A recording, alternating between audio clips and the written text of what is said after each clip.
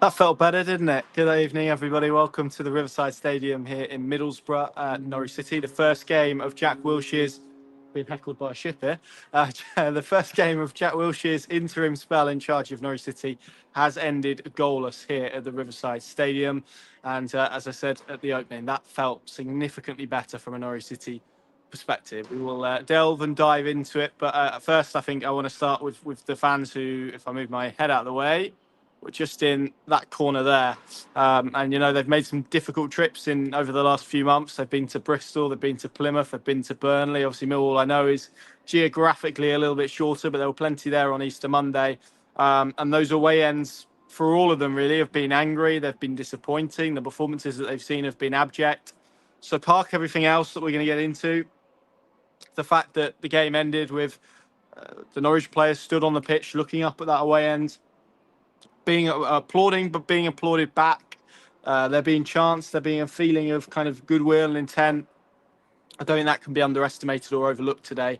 And it was reflective of a performance from Norwich City's perspective that was full of application, full of heart, full maybe of all the things that there's been criticism for in recent weeks. And that's inevitable when you get a new coach. But it happened, and it's worth praising, I think, because to be in a spell where over an Easter weekend you concede 5, you concede 3, you concede 8 goals across those 2 games. Yes, that was me working it out.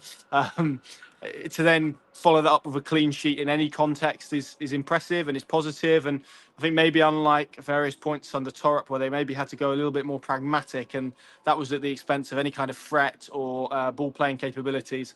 Today we saw much less of that, and it was probably one of the better balanced performances I felt in terms of what we've seen this season. And was it a tactical revolution? No, I thought there was some interesting stuff they did tactically, and again we'll delve into it. But I think the headline figure is, for me, what it looked like Wilshere and his staff had done heading into this game is just simplify things, just make it a little more routine. They were less dogmatic, I would say, in terms of their possession. It wasn't constantly Norwich City's defence passing the ball to each other and being patient and waiting for the opportunity, or trying to invoke a press in deep scenarios to play through and then hit. It was, at points they did go direct to Josh Sargent. At points they did flick the ball on. At points they did get themselves up the pitch and turn back to front quickly. But there were elements where they did play and they looked effective doing it, and they broke that press, and that kind of impacted the way that Middlesbrough reacted to it, because they knew if they pressed high, Norwich identified that space, were happy to clip a ball into Sargent and to play off it. And actually, with the width that we saw from Sainz, from Stacey, which isn't something we've seen typically, and actually I think one of the major problems probably of Johannes Hoftorp's tenure really was Norwich probably not creating enough width at points, but also not having that variation, which is why I think the decision to play Jack Stacey in a more advanced role, but one where Norwich could utilise his pace on the back line. They could utilise him as well transitionally. He's pretty good. He's not the best technical footballer, and I think he'd be the first to admit that. But I think he kind of set the tone for what they wanted to do from an energetic perspective. They were compact at points. They were good in their compact shape. They looked pretty organised and well coached in those elements. And they also did some really good stuff from an attacking perspective. They had probably arguably the best 2 chances of the second half. Liam Gibbs running through one-on-one, and Josh Sargent having an opportunity as well to put the ball in behind. So, look, there is going to be a lot made about the application. Clearly, those levels have improved. That always happens when there's a managerial change. You see it. That's why the manager bounce is a thing. And often it can get overstated. But you do see those sort of intangible elements increase because it's human nature, right? And those players are trying to respond to a new voice and new ideas and new feelings. And they did that well today. If we were to assess it purely on that bare minimum baseline that maybe wasn't there at against Mill, wasn't there against Portsmouth, that was vastly improved, much improved. And, their application, I thought they were organised in terms of the way they pressed a lot better. And as I say, I think the simplistic nature of it was good in terms of the way that they play. That's not a criticism. Sometimes when you're in a rut like that, to draw things back, to simplify elements, to play when it's on, to go a bit longer if there's any doubt, that's not a bad policy at all, particularly at this level and particularly away from home, where you do have to kind of build foundations to play. And the spells that Norwich City did have in this game came as a result of those periods where they had to put their bodies on the line. They had to clear. They had to get the ball up the pitch quickly and maybe gain territory sort of yard by yard. And that felt significantly better. It felt like a team that was fighting, not in the sense of, they were running a lot and sort of elbows flying, but it felt like there was a lot of good energy and a lot of well placed energy as well. Albeit I thought they looked tired for the last the last period of the game. Let's run through it chronologically. Then obviously Jack Wilshere. I think we were all probably intrigued as to what the changes are. I think when a head coach comes in, you look for those points of difference from maybe what they have been in Jack Wilshere's case been a part of, but sometimes when they come in externally, you look at what they see and what they want to change and how quickly they can change it. There were a few today. Obviously, Angus Gunn coming back in. I thought he made a series of magnificent saves. The one from Morris, where it looked for all the world, as soon as he hit it, opened his body up and looked like he was going to curl it in. To get a hand to that and push it against the post was sublime. But there was good saves at both ends in both halves. And then Rory McConville coming in, second championship start. He plays as a right back in a fairly fluid system at points, and I'll come on to that in a moment. It was then obviously Duffy, the big call. I say big call, maybe not on the evidence of Monday and that performance, but Jose Cordoba drops out. Callum Doyle comes in. Kenny McLean continues at left back. That midfield three of Wright, who I thought, by the way, is excellent again. And as an aside here, and I will assert it, that has to be the first bit of business Norwich City do this summer. Park the manager, get Jacob Wright, sign and seal, because he's a glorious footballer and he is somebody who, if he continues playing the way he has in the last couple of months, he's not going to be a championship footballer for very long, because he is, he's elegant, he's sublime, he's such a joy to watch. And he just makes the game look easy. And Norwich had a player in their a coach in their dugout who used to do that as a player. And I'm not by any means comparing them, by the way, but Jacob Wright has been outstanding, was outstanding again here today. That's the aside done. Slimani and Nunez, probably both of them fortunate to start, let's be honest, on the basis of what we've seen of late, but thought there was some good stuff from both of them. I never really felt Nunez grew into the game, but Slimani, I felt there was some good elements in. There's still a loose first touch at points, and he's a bit gangly in the way he plays, which isn't always a bad thing, because I think he can catch opposition off guard, but you never get the sense he's fully in control of the ball a lot of the time. But there's some nice sort of interplays and connections, and I think he does take up some good positions.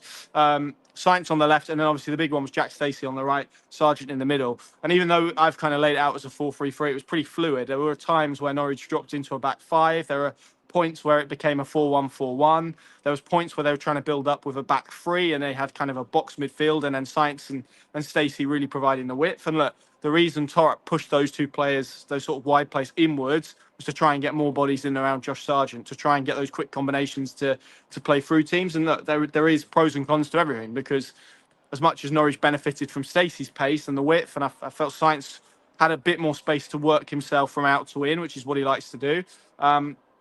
You do tend to find that Sargent's a little bit more isolated, and you tend to find him probably battling a little bit more than he does when he's got players closer. But I think certainly that dynamic on the right of McConville, who kind of did Jack Stacey's defensive work for him, and then Stacey maybe provided the legs that McConville doesn't have in that pace. And Norwich are a better team transitionally attacking and defensively with Jack Stacey in it, providing, of course, he's got that energy. And by gosh, did he look like he had his Weetabix today with the energy and application that he had. And actually that, I think contextually as well, Middlesbrough are playing a player there in Ilong Jr. who's not a fullback. Jack Stacey's not a winger, but that pace that he had and that edge that he had and that ability to run off the back line just gave Norwich City a different dimension. And particularly when they were trying to, at stages, be a little bit transitional and try and defend in a relatively low block, but also be quite aggressive in a press. When you take that ball, you have to have an out ball, and that is what Jack Stacey was all afternoon. He was constantly available, constantly wide, and then the quality of pass more often than not was good. And particularly Norwich City's opportunities in the second half, prior to probably the two big ones, largely came from either Stacey's involvement or a run that he made. And I thought he was excellent today. And that's probably the best use of him I've seen Norwich City have this season. I wasn't at West Brom, where I'm led to believe he played very well that day, but in terms of that role and that balance with McConville and Stacey, that felt like that was a good combination. And good kind of tactical decoding really from Wilshere to identify that duo and to make it work. And again, with 2 days training, to make that kind of a rolling back four, back five, and different stages of the game, it looked very different. And Norwich's out of possession stuff was a little bit more simplistic in terms of it was a fairly low, compact block. But look, that's the game they're in at the moment. And Middlesbrough had opportunities, particularly in that second half, and the game became a little bit stretched. And actually, for the final 10 minutes, when you looked at it, and Norwich were carrying some very heavy legs, and that's, I think, maybe something that we've noticed as the season has gone on, that kind of fitness level. And there's been a lot of injuries in this group and players having to manage minutes and all of that type of thing.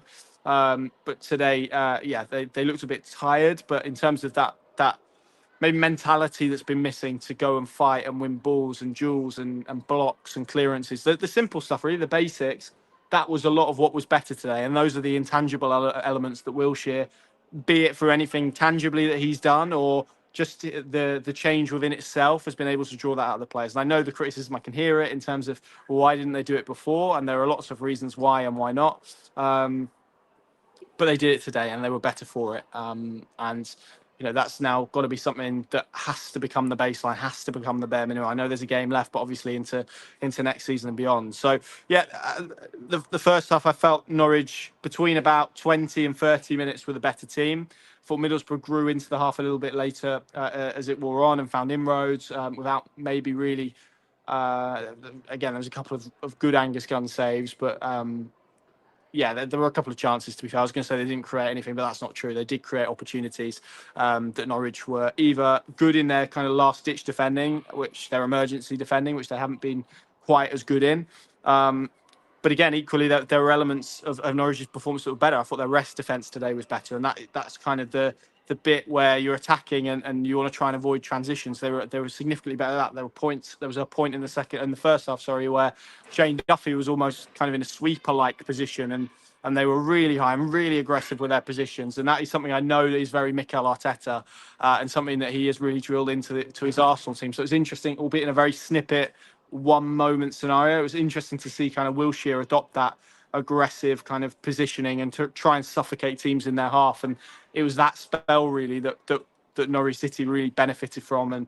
And yeah, that they maybe had that most dominance in the first half. Second half, I thought was a little bit more open.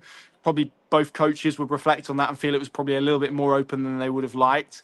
Norwich had opportunities, as I said. Liam Gibbs got played through, lovely pass. I think it was Jacob Wright from memory. I'm sure you'll correct me if I'm wrong. Through, and Gibbs again managed to take it in his stride, slowed down, just didn't quite get the connection he would have liked on the finish. And then the Sargent one was Science with a good ball through, a little bit wide probably Sargent, but does everything right in terms of getting the pace and the whip on the shot. And it's just one of those, isn't it, where it's maybe gone slightly towards and away from the goal rather than it's a difficult one because you need to put it out of the goalkeeper's reach, but also you need to make it sort of curl in to out, which is difficult to then get the shape on that to find the bottom corner. So it was a difficult opportunity to take, I felt, and obviously hit the post and was unfortunate with that. And as I said, there were elements where Norwich had to dig deep and they had to defend, and it was a team, to be honest, that looked probably at as much as any point this season that it enjoyed defending. And there's some good stuff from Duffy. There was some good stuff from Doyle. I thought McConville, as I said, in those defensive elements was superb.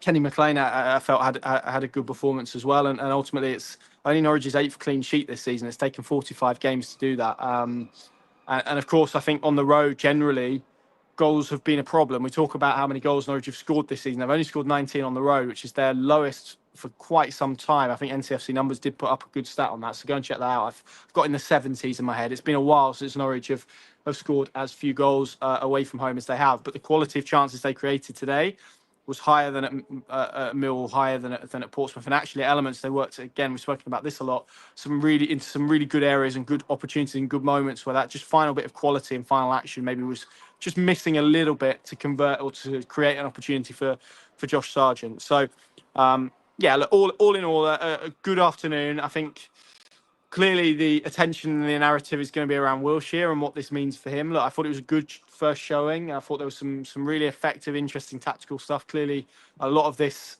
you have to split between application and tactics, and there probably is a fair split to be found and attributed in both departments, because I felt Norwich were good tactically and were balanced in and out of possession. That's not something we've said about this Norwich City team a lot. I thought they defended well. I thought they were quite compact at points, but they also maintained that threat in transitional moments. And look, to come away here against a team that had a lot on the line today. They knew that Coventry had lost at lunchtime. They knew a win would put them into the playoffs They played Coventry on the final day. It was likely to be a shootout anyway. But actually, what today has done is Norwich City have kind of turned up with very little to play for in reality. And we've seen that in recent weeks. And they've applied themselves well against a good Championship opponent, albeit in a bad moment at the moment, and managed to frustrate this team. And that's not really something we've seen them do a lot of. Now, on the basis of one game, does that mean that Jack Wilshere automatically walks into the Norwich City head coach's office and the interim part of the title gets removed? No, absolutely it doesn't. And actually, I think Cardiff now is a really intriguing proposition. They've got relegated today, so now there's very little for them to come to Carrow Road and play for, and that is going to be a really interesting scenario because we're going to see probably the elements of a Jack Wilshere team that is more about dominating the ball, creating opportunities, converting spells of possession into chances, and that for me is going to be a really key moment for him to try and push himself as much as kind of that balance and that simplism to what he did. And I don't mean that as a criticism.